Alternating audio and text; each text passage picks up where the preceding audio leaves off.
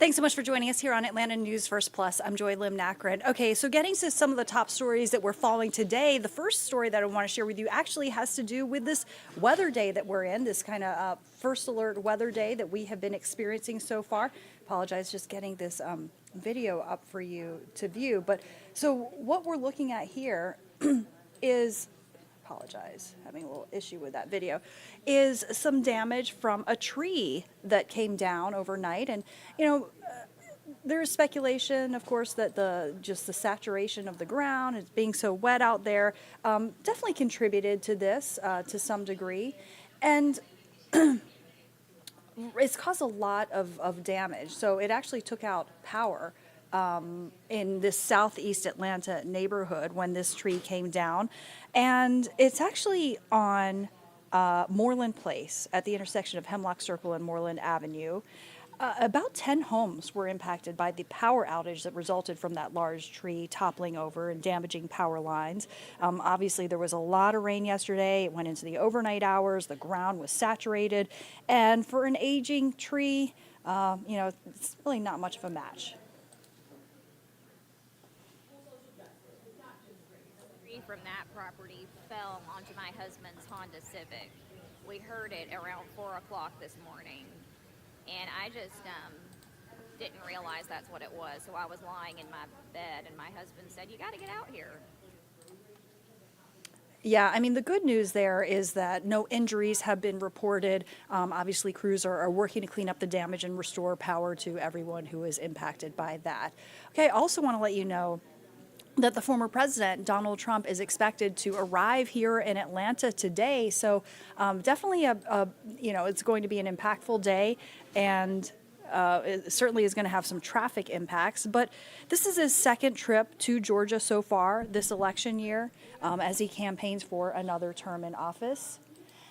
And the former president's 2020 loss here in Georgia pretty much kept him from winning a second term. So that's really, you know, an important piece of context to consider here. So now he's trying to keep that from happening again. It's a high dollar fundraiser that we're talking about here in a state that is kind of a must win for a comeback bid for the White House. It's a private event. We're going to have updates throughout the day, but he is scheduled to land later on this morning and then head to an undisclosed location for a fundraiser. Again, Mr. Trump's second visit to Georgia this year. Last year, he was briefly booked into the Fulton County Jail, accused of trying to, you know, subvert the 2020 election defeat. And that case now stalled as Mr. Trump and his co-defendants appeal. A judge's ruling to allow Fulton County District Attorney Fani Willis to stay on that case. We're going to be following that. And, you know, we'll actually be streaming his arrival. Whatever we can share with you, we're going to share with you here on our stream, Atlanta News First Plus. But also I want to share with you that our political reporter, Doug Reardon, got a really unique opportunity to sit down and speak with Ashley Merchant for a one-on-one interview. And Ashley Merchant is an attorney for one of Mr. Trump's co-defendants, Michael Roman. So obviously very connected to this case. And she opened up with Doug about what it's been like, really, you know, essentially going after Fulton County District Attorney Fani Willis in kind of the legal hemisphere and the challenge that has been. Let's listen to their interview. At her Marietta office, Ashley Merchant opens up letters from admirers, one from California, one from New York. It's a good day. These are good ones. Nothing bad. Since exposing a relationship between District Attorney Fani Willis and Nathan Wade, her top election indictment prosecutor, that ended in Wade's resignation, Merchant has taken on a folk hero status of sorts, with some following Fulton County's historic court case. I knew it would have an impact, and I knew it was serious enough, or else I wouldn't have raised it, but I didn't quite anticipate the response. Merchant represents Michael Roman, a one-time staffer for former President Donald Trump, accused of spreading falsehoods about Trump's 2020 election loss. She filed the bombshell allegations in early January, after several days of fiery testimony, including from the DA herself. This is the truth, Judge, and it is a lie. Willis was allowed to stay on the case as long as Wade resigned, which he did. But Merchant and 8 other defendants are now appealing that ruling, arguing the case can't move forward with Willis at the helm. Point blank period, should Fani Willis be prosecuting this indictment? No, not at all. And I think the only way that we'll have a just result and the only way that we'll know that justice was actually done is if someone who does not have an interest in the case looks at it. A Georgia appeals court is weighing whether or not to take up that case and has now just about 30 days to decide. Merchant says coming forth with the allegations wasn't easy. She knew Willis and Nathan Wade. She even campaigned for Wade when he was running for a judge position a few years back. I still maintain that I would have supported him in that. That doesn't mean that he's qualified to do a RICO case. That doesn't mean that this was appropriate. It doesn't mean that Ms. Willis should have been having an affair with a man that she was paying all this money to. Doug Reardon, Atlanta News First. All right, let's talk about the Riverdale Fire Department for a moment now. You know, there have been a lot of concerns that it may not be around. So there was a meeting last night about the emergency services in Riverdale as the city considers moving fire services to the county. Atlanta News First reporter Madeline Montgomery has more.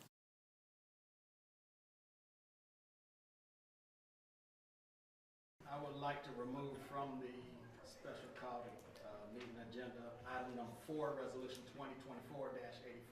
While Clayton County Commissioners tabled the decision to take over fire responsibilities for the city of Riverdale, It was important to let them know that we weren't moving into Riverdale trying to initiate a takeover of their fire department. We basically was approached by the city of Riverdale. county leaders did answer a number of questions citizens of Riverdale couldn't get answered by their city leaders at yesterday's meeting. Would that be an additional tax for the citizens of Riverdale? It is my understanding through the city that if an agreement is reached, that once again we will impose the fire tax in the city, but also the city will adjust their taxes to assure that the actual citizens in the city do not see a tax increase for the provision of services. People in Riverdale have also been worried about if the change would impact response times. We currently provide the EMS response to the city and have been since day one. Right now our response times are within 8.5 minutes. And Riverdale firefighters are fearful the city voting to use Clayton County Fire means they'll be without a job. I'm asking you to please do whatever it is in your power to save Riverdale Fire Department. We have an excellent fire department. We have the resources, and we would not be putting their firefighters out of business. We simply would merge those who are hireable into our fire department. Madeline Montgomery, Atlanta News First. All right, hey everybody, I'm First Alert Meteorologist Rodney Harris. We are in a First Alert weather day. We have rain and storms moving into Metro Atlanta tonight by 7 o'clock here in Metro. So let's get right to it. Everybody will see rain. There will be storms out there as well. And our biggest concern will be for street flooding, especially tonight, so just watch out for that. Here is a look at the radar right now. That's First Alert radar. As you can see, the showers and storms are west of us right now, so not really a concern for us at the moment. If you're in the mountains, still some leftover showers, but at this point we are dry. Here's a look at our forecast battle. That's lunchtime today, still dry. We have the rain moving initially into far west Georgia. Rain and storms, by the way, by about 6 o'clock this evening. So basically northwest Georgia from Dalton down toward Rome, down toward Carrollton, down toward LaGrange. By 6 o'clock, that rain, those storms will be impacting you. In Metro Atlanta, between 7 and 8 o'clock is when the storms will be moving in tonight. So if you have anything to do today, try to do it before 7 o'clock. 7 o'clock, that's when the storms will start moving in from west to east. That's going to continue basically for the rest of the night. Going into the overnight hours, this is midnight.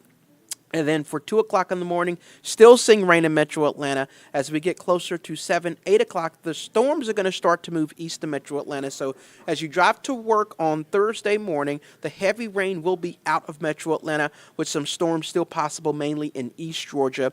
And then we'll start to dry out for the rest of the morning going into the afternoon. But this is super important. The rain won't completely go away. On Thursday afternoon, we'll have more isolated, scattered showers Thursday evening. So as you're leaving work on Thursday, headed out to dinner Thursday night, some scattered showers will still be possible. We won't completely dry out until Friday. So here's what you can expect. Everybody will see rain tonight in Metro Atlanta. There will be some isolated storms, so thunder will be possible. Watch out for that as you're asleep.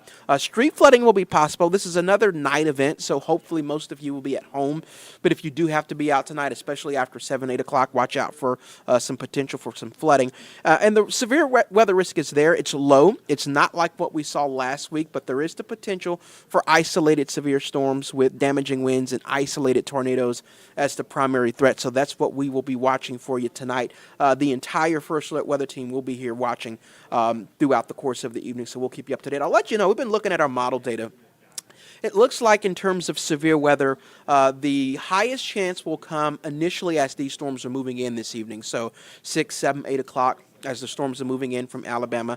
That's going to be your higher threat for storms. And then as we go into the overnight hours, we think it'll just be rain.